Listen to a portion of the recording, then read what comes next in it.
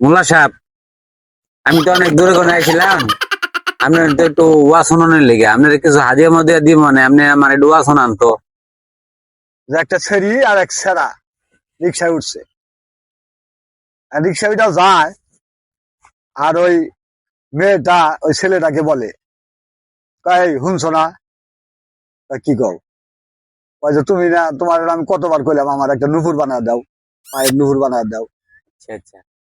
আমি ছাড়া কয়, আরে দিমু তো, তোমার বলছি নুপুর বানা দিতে চাইছি, দিমু, কয়দিন ধৈর্য ধরে।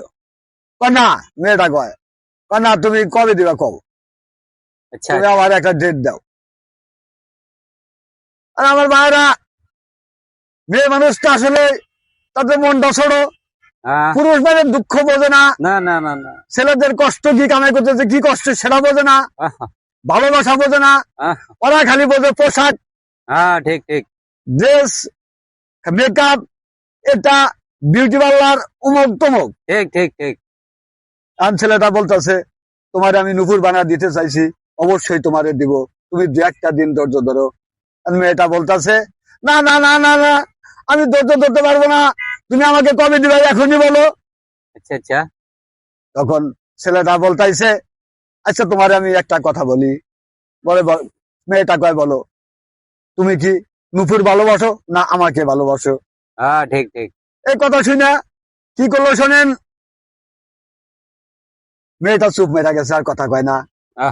যখন চুপ মেরা গেছে, কিছু দূর যাওয়ার পরে আমাদের ওই মেয়েটা একটা গরু দেখা যায়, একটা গরু বান্ধা একটা বাড়ির সামনে। আচ্ছা আচ্ছা।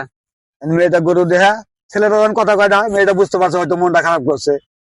মেয়েটা বলতেছে, এই শুনছো না, এই শুনছো, বলো কি বলবা। আচ্ছা, দেখো না গরুটা কত সুন্দর।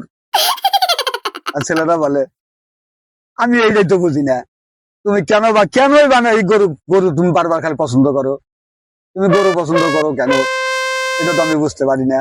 মোল্লা সাহেব, ওই একটা গাড়ি দেখা দেখছেন? এই যে গাড়িটা, হ্যালো, ওই যে দুইটা একটা গাড়ি। আচ্ছা আচ্ছা,